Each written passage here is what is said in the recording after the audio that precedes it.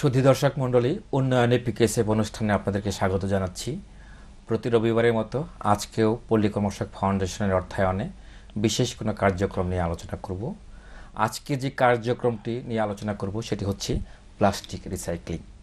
আর এ বিষয়ে আমাদের সাথে আলোচনার জন্য স্টুডিওতে উপস্থিত রয়েছে সাজেদা ফাউন্ডেশনের নির্বাহী পরিচালক জনাব জাহিদা ফিজা কবির এবং মানবিক সাহায্য সংস্থার নির্বাহী পরিচালক জনাব এএনএম ইমাম হাসনাত। আপনাদের দুজনকে স্বাগত জানাচ্ছি।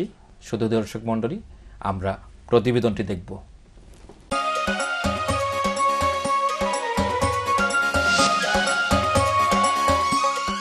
আমাদের প্রিয় পৃথিবী আজ পরিবেশ বিপর্যয়ের মুখে। বেড়ে চলেছে পৃথিবীর তাপমাত্রা, বাতাসে বাড়ছে কার্বন ডাই অক্সাইড। বছরে একাধিকবার প্রাকৃতিক দুর্যোগ যেন সাধারণ বিষয়। পৃথিবীর সর্বত্রই বন্যা, ঘূর্ণিঝড়, জলোচ্ছ্বাস, ভূমিকম্প বেড়েই চলেছে। পরিবেশ বিপর্যয়ের জন্য দায়ী অনেক বিষয়ের মধ্যে অন্যতম হল পলিথিন। ফেলে দেওয়া পলিথিন কখনো নষ্ট বা পচে মাটির সাথে মিশে যায় না। তাই সরকার পলিথিন ব্যবহার কমাতে কঠোর আইন প্রণয়ন করেছে। তারপরও নানা কাজে ব্যবহৃত ফেলে দেওয়া পলিথিন ও প্লাস্টিকের সামগ্রীও কম না। এ ফেলে দেওয়া বা বাতিল হয়ে যাওয়া পলিথিন ও প্লাস্টিক রিসাইক্লিংয়ের মাধ্যমে পরিবেশ বিপর্যয় কমানো সম্ভব। আর এ কাজে পিকেএসএফ তাদের সহযোগী সংস্থার মাধ্যমে বেশ কিছু কার্যক্রম বাস্তবায়ন করে চলেছে। তারই ধারাবাহিকতায় পিকেএসএফ এর সহযোগী সংস্থা ঢাকার চকবাজার এলাকার ইসলামবাগে বেশ কিছু পলিথিন রিসাইক্লিং প্রতিষ্ঠান গড়তে আর্থিকভাবে সহায়তা করে আসছে। আমরা এই প্লাস্টিক খাতে আরও প্রচুর পরিমাণ অর্থ ইনভেস্ট করার সুযোগ আছে এবং সেইখানে কর্মসংস্থানের যথেষ্ট সুযোগ আছে। ইসলামবাগের প্লাস্টিক পণ্যটা বিদেশের তুলনায় প্রায় পাশাপাশি এবং এটা যে অনেক মানসম্মত। এটা বাংলাদেশের প্রত্যেকটা ডিস্ট্রিক্টে এটা ব্যাপক চাহিদা। সেই তুলনায় চাহিদা অনুযায়ী তারা যদি আরেকটু পুঁজি ইনভেস্ট করতে পারে তাহলে আরও জনবল এবং আরও অধিক আয় করার সুযোগ আছে বলে আমি মনে করি। বুড়িগঙ্গার তীরে পলিথিন রিসাইক্লিং কারখানা স্বাধীনতার পরপরই গড়ে ওঠে। তখন যে পদ্ধতিতে রিসাইক্লিং করা হতো তা পরিবেশের জন্য সহায়ক ছিল না। কিন্তু পিকেএসএফ এর সহযোগী সংস্থার আর্থিক সহায়তায় গড়ে ওঠা রিসাইক্লিং কারখানাগুলো অধিক পরিবেশ বান্ধব। এমনই একটি কারখানা হলো মোহাম্মদ শামসুদ্দিনের রাহা প্লাস্টিক। এ কারখানায় পলিথিন ও পেট বোতলের ভাঙানো গুঁড়ো প্রধান কাঁচামাল হিসেবে ব্যবহার করা হয়। পিভিসি পাইপটা বাইরে থেকে আসতো, আগে বিদেশ থেকে আসতো, এখন আমাদের বাংলাদেশে উৎপাদন করতেছি। এখন এই প্রতিষ্ঠানটা আরও বড় করার ইচ্ছা আছে। এখন 27 জন কর্মচারী খাটতেছে। আমার আগামীতে আশা আছে যেন 200 কর্মচারী যেন আমি করতে পারি। আমার এই পাইপ যেন আমি বিদেশে রপ্তানি করতে পারতাম। আমি একটু সহযোগিতা পাইলে আমার অনেক সুবিধা হইতো। প্রথমে এ প্লাস্টিক একটি পাত্রে হিট দিয়ে খামি তৈরি করা হয়। তারপর অন্য একটি যন্ত্রের সাহায্যে তার বানানো হয়। এ তার কাটার দিয়ে কেটে অন্য একটি মেশিনে পণ্য ও চাহিদা অনুযায়ী রং মেশানো হয়। রং মেশানোর পর আরেকটি মেশিনে দেয়া হয়। এই মেশিনে স্বয়ংক্রিয়ভাবে পিভিসি পাইপ বা কৃষিকাজে বা বাসাবাড়িতে ব্যবহৃত হোস পাইপ প্রস্তুত হয়ে বের হয়ে আসে। এ কারখানায় টেকনিশিয়ান সহ 2 শিফটে প্রায় 50 জন লোক কাজ করে। এখানে আমি দীর্ঘ আজকে 10 বছর যাবত আছি। তো এখানে আমার বেতন 15,000 টাকা দেয়। তাতে আমি খেয়ে দিয়ে বউ বাল বাচ্চা নিয়ে আমি সুখে আছি। আমি ভবিষ্যতে আশা করি এরকম একটা প্রতিষ্ঠানের মালিক হতে চাই। এখানে কাজ করি, মাসে 20,000 টাকা বেতন পাই। আমার ছেলে মেয়ে আমি সংসার ভালো আছে। আমার ছেলে মেয়ে 2 ছেলে আমি স্কুলে পাঠাই, পড়াশোনা করে। আজ আমার এই ফ্যাক্টরিতে আমি 20 বছর ধরে যাবৎ কাজ করি। তা আমার অভিজ্ঞতা হয়েছে, তাহলে আমি একটা ফ্যাক্টরি দেওয়ানোর আশা আছে। এ কারখানায় উৎপাদিত পণ্যের চাহিদা দেশের গণ্ডি পেরিয়ে প্রতিবেশী দেশেও রয়েছে।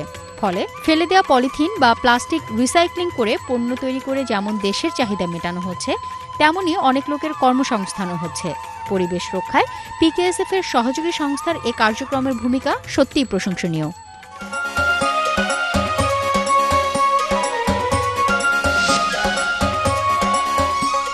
শুধু দর্শক মণ্ডলী, আমরা প্রতিবেদনটি দেখলাম যে কিভাবে পলিথিন থেকে একটি চূড়ান্ত পর্যায়ের দ্রব্য সামগ্রী উৎপাদিত হচ্ছে।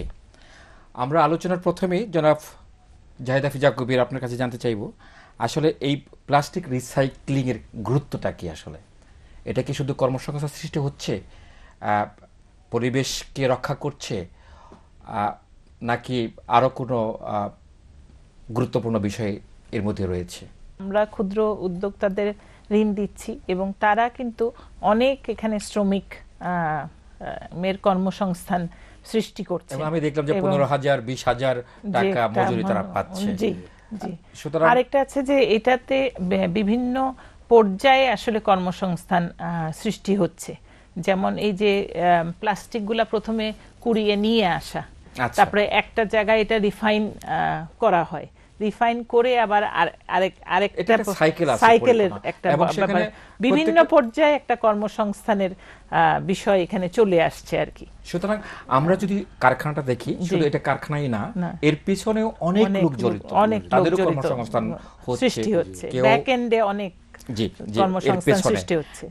এইটা বাজারজাত আসলে কোথায় হচ্ছে? এই যে পিভিসি পাইপটা দেখলাম প্রতিবেদনে, এগুলি বাজারজাত কোথায়? এখানে আসলে মূলত যেটা হচ্ছে যে এইটা দেখলেন যে এটা চকবাজার, লালবাগ চকবাজার এলাকায়।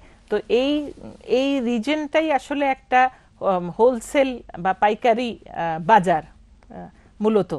তো এখান থেকেই আর কি পাইকারি হয় এবং এখান থেকেই দেশের বিভিন্ন জায়গায় চলে যায় এবং কিছু কিছু ক্ষেত্রে রপ্তানিও হয়ে থাকে আর কি। জনাব ইমাম হাসনাত, আপনারা তো নিশ্চয়ই এই ধরনের কারখানাগুলোতে অর্থায়ন করছেন, আপনাদের অভিজ্ঞতা যদি একটু বলেন। শুধু পিভিসি পাইবি না, এরা প্লাস্টিক দ্রব্যাদি যেমন মগ, বালতি এবং জুতা এবং মেয়েদের কলম এবং তারা ইমিটেশন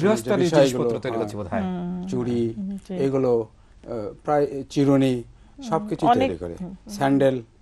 এর আগে তো এই সমস্ত দ্রব্যগুলো আমরা আমদানি করতাম বোধহয়। জি, এখানে একটা বড় বিষয় যে এই সমস্ত দ্রব্য আমদানি হতো এবং দেশের একটা প্রচুর বৈদেশিক মুদ্রা ব্যয় হতো এবং এই রিসাইকেলের কারণে দেশের প্রচুর বৈদেশিক মুদ্রা সাশ্রয় হচ্ছে এবং সাশ্রয়ী মূল্যে ভোক্তারা এটা ইউজ করতে পারছে। এই শিল্পের বিশাল একটা সম্ভাবনা আছে। শুধু তাই না, এটা শুধু এখন বালতি না, দেখেন চেয়ার টেবিল পর্যন্ত এখান থেকে বানানো হচ্ছে। এই যে কাঁচামাল হিসেবে যে ওয়েস্টগুলো সংগ্রহ করছে, এগুলি রিফাইন করে তৈরি হচ্ছে বিভিন্ন প্রক্রিয়ায়, এবং এটা হিউজ একটা কর্মযজ্ঞ এর সঙ্গে জড়িত।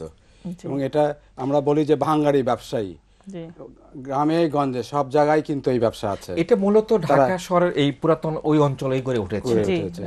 ভাঙ্গারি যারা ব্যবসা করছেন তাদেরকেও কিন্তু আমরা আবার এই পুঁজির সরবরাহ করছি। আচ্ছা, এদেরকে ক্ষুদ্র উদ্যোক্তা বলবো? ক্ষুদ্র উদ্যোক্তা, মাইক্রো এন্টারপ্রাইজ যেটা আমরা বলি। আচ্ছা, এটার ঋণের সিলিংটা কি বলবেন? আমাদের এটা হচ্ছে যে 40,000 টাকা থেকে 10 লক্ষ টাকা পর্যন্ত ক্ষুদ্র উদ্যোক্তা যারা কারখানা, যে দেখলেন কারখানা, এই ধরনের ক্ষুদ্র উদ্যোক্তাদের ক্ষেত্রে। আর যারা ধরেন এই যে ব্যাকওয়ার্ডে যারা কাজ করছেন, যেমন ভাঙ্গারির ব্যবসা করছেন, তাদের ক্ষেত্রে আমাদের ওই আপনার 5,000 টাকা থেকে শুরু করে ধরেন 40,000 টাকা পর্যন্ত, 39,000 টাকা পর্যন্ত। তার মানে যেখানে যেটা প্রয়োজন, আপনাদের অভিজ্ঞতা কি তাই? যে এটার সাইজ অনুযায়ী আপনি দেখেন এখানে 5 জন থেকে 40 জন পর্যন্ত কর্মচারী আছে। জি, হয়তো ছোট আকারে করে, কেউ হয়তো শুধু মগ তৈরি করে, 50 জন, কেউ হয়তো শুধু স্যান্ডেল তৈরি করে, কেউ হয়তো শুধু মগ তৈরি করে, কেউ হয়তো শুধু এই যে চিরুনি বা এগুলো তৈরি করে। তো এটার এই প্রোডাক্টের উপর ভিত্তি করে তাদের পুঁজির দরকার হয় এবং সেই জন্য এটা 1 লক্ষ থেকে তাদের 10 লক্ষ থেকে 15 লক্ষ টাকা পর্যন্ত তাদের। আচ্ছা, এই ধরনের শিল্পে সাধারণত দুটো পুঁজির দরকার হয়, কিছু থাকে ওয়ার্কিং ক্যাপিটালের দরকার হয়, কিছু ফিক্সড ক্যাপিটালের দরকার হয়। আপনাদের অর্থনীতির ক্ষেত্রে এই ধরনের কোনো বিভাজন আছে কি? বেশিরভাগই ক্ষেত্রে তারা ওয়ার্কিং ক্যাপিটালের জন্য ঋণটা নেয়। আচ্ছা, জি, কিন্তু আমরা যেমন 2 ধরনের লোন এনাদেরকে দিয়ে থাকি। যেমন ধরেন কিছু আছে যে ধরেন অলরেডি কারখানাটা আছে, নতুন একটা মেশিনের সংযোজনের প্রয়োজন আছে, সম্প্রসারণের এক্সটেনশনের জন্য আমরা দিয়ে থাকি। সেই লোনগুলো সাধারণত 12 মাস বা 18 মাসের মেয়াদি লোন হয়ে থাকে। আবার ওয়ার্কিং ক্যাপিটাল যেগুলা, সেগুলা এই 12 থেকে 18 মাসের মধ্যবর্তী টাইমে এই লোনগুলা দেওয়া হয়। আপনাদের কিছু ক্রাইটেরিয়া আছে, একটা গাইডলাইন থাকে এবং তার মধ্যে শুধু অর্থায়ন না, ভিডিএস সার্ভিসও রয়েছে, বিজনেস ডেভেলপমেন্ট সার্ভিস। এইগুলো কি এদেরকে দেওয়া হয় নাকি এরা বংশ পরম্পরায় শিখে আসছে, এদের দরকার হয় না? একটা হলো যে তারা বংশ পরম্পরায় শিখে আসে, কিন্তু তারপর আমাদের কিছু ওরিয়েন্টেশন থাকে তাদেরকে, এই ব্যবসার পুঁজিটা কিভাবে তারা খাটাবে, এই বুককিপিংটা কিভাবে রাখবে, জি এই ওরিয়েন্টেশনগুলো কিভাবে, হিসাবগুলো তারা করবে, প্রাইসিংগুলো কিভাবে করবে, একটা সিম্পল ওয়েতে এই ওরিয়েন্টেশনগুলো তাদেরকে দেওয়া হয়। আচ্ছা, এটা কি শিডিউলড কোন আপনাদের মডেল রয়েছে যে মডেলের উপরে এই প্রশিক্ষণগুলো দেওয়া হয় উদ্যোক্তাদের? এরকম কত কত উদ্যোক্তা আপনার প্রতিষ্ঠানে আছে? আমাদের ঢাকা শহরেই বেশি ভাগ আছে, যেহেতু আমরা ঢাকা বেসড মানে আমরা ঢাকা, নারায়ণগঞ্জ, গাজীপুর এই এলাকায়, গ্রেটার ঢাকা এলাকায় বেশি কাজ করি। তো আমাদের ঢাকায় 10,000-এর মতো ঢাকাই হবে। মানবিক সাহায্য সংস্থার কত হবে সেটা আমরা বিরতির পরে জানবো। শুধু দর্শক মণ্ডলী, আমাদের একটি বিরতি নিতে হচ্ছে, ততক্ষণ আমাদের সাথে থাকবেন।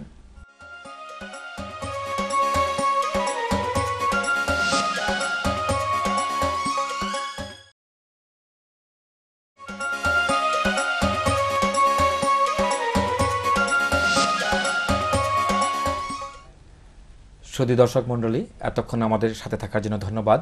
আমরা বিরতির পূর্বে আলোচনা করছিলাম যে মানবিক সাহায্য সংস্থার উদ্যোক্তাদের সংখ্যা কত। জনাব হাসনাত সাহেব। জি, আমাদের সংস্থায় ক্ষুদ্র উদ্যোক্তার সংখ্যা প্রায় 11,000-এর মতো। এবং এটা কি ঢাকা শহরে? ঢাকা শহরে প্রায় 8,000-এর মতো। আচ্ছা, যদি জানতে চাই যে এই শিল্পে, অর্থাৎ এই যে প্লাস্টিক রিসাইক্লিং শিল্পে কত উদ্যোক্তা রয়েছে? এটা অনেক বেশি, অনেক বেশি, এবং প্রায় এটা 8,000 মতো হবে। প্রথমে বলছিলাম যে আমাদের এই কাজকর্মের একটি উদ্দেশ্য ছিল পরিবেশকে রক্ষা করা। আমরা যদি এই কারখানাগুলোর ভেতরে তাকাই তাহলে দেখব যে পরিবেশটা তত স্বাস্থ্যসম্মত নয়।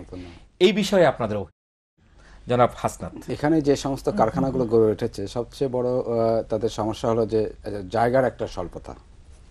ফলে এখানে খুব পরিবেশ খুব ভালোভাবে সেখানে নেই, ভালো পরিবেশ, বিশেষ করে কারখানাগুলোতে। এই জায়গাটা এখনো মানে ব্যাকওয়ার্ড রয়ে গেছে আর কি। সেই এটা যদি আরও এটা পরিবেশ সম্মত করতে হলে সরকারের কিছু সহযোগিতা দরকার। সরকারের সহযোগিতা ছাড়া এটা করা সম্ভব না। এবং এই ক্ষুদ্র উদ্যোক্তাদের কিছু জায়গা যদি তাদের জন্য বরাদ্দ করা যায় সরকারিভাবে, তাহলে এটা পরিবেশ সম্মত করা সম্ভব হবে। এবং সরকারি কিছু বিধিনিষেধ বা সহযোগিতা যদি আরো তাদেরকে সৃষ্টি করা যায়, তাহলে এটা করা সম্ভব। জনাব জাহিদা কবির ফিজা।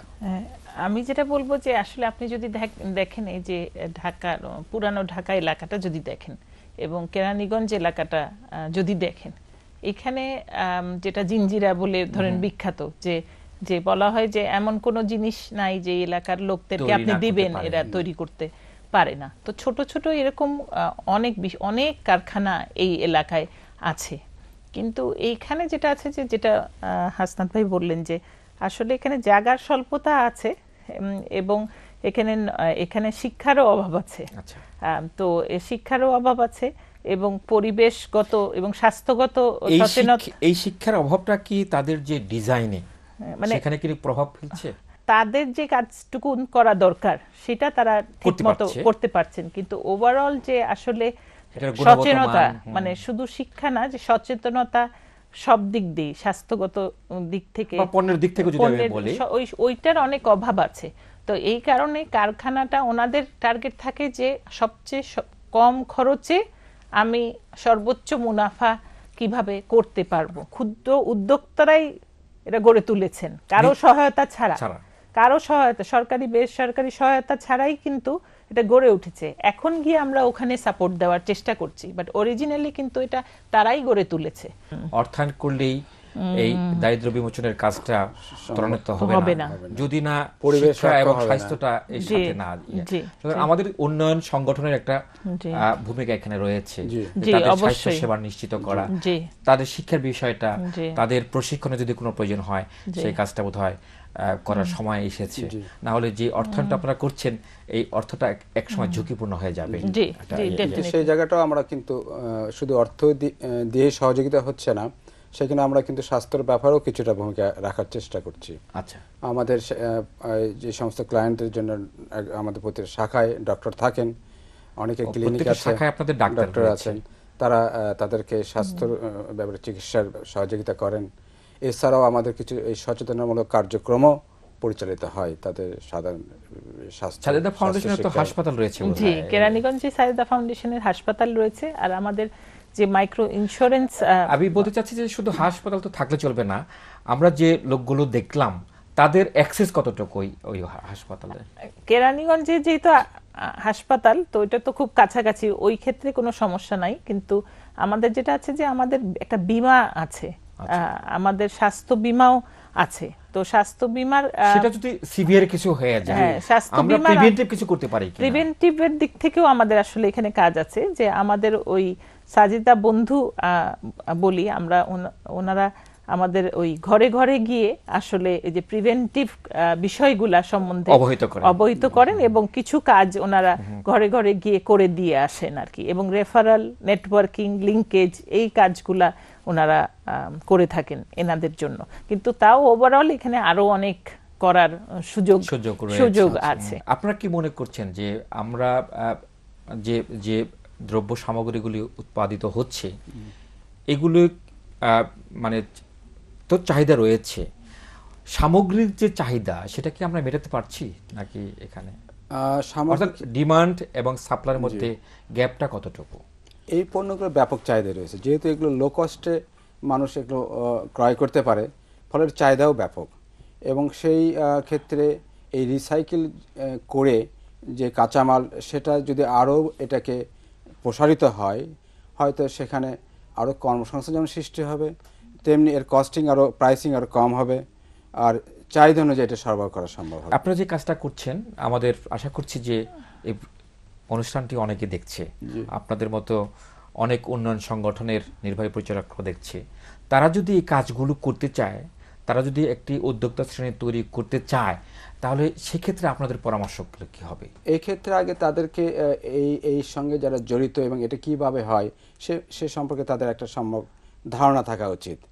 আপনারা যে প্রশিক্ষণগুলো দিয়ে থাকেন, তারা আপনারা কি তাদেরকে আহ্বান করতে পারেন কিনা যে এটা আরম্ভ করার আগে আপনাদের কাছ থেকে তাদের চ্যালেঞ্জগুলো কি কি, কিভাবে তারা এটা প্রোডাকশন করে, কিভাবে তারা এটা মার্কেটিং করে, এবং কিভাবে তারা পুঁজি কি প্রয়োজন হয়, এই জিনিসগুলো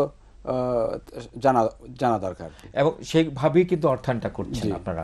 আরেকটা যেটা আছে যে কেরানীগঞ্জের কিছু কিছু উদ্যোক্তাকে যদি আসলে বিভিন্ন দেশের বিভিন্ন এলাকা, যেগুলা যেমন জামালপুর একটা, যেটা খুব একটা ডেভেলপ করেনি, নর্থ বেঙ্গলে যে নিয়ে যাওয়া যায় এবং এই স্কেলগুলা যদি ট্রান্সফার করা যায়, তাহলে ওই এলাকাগুলোও এইভাবে ডেভেলপ হতে পারে।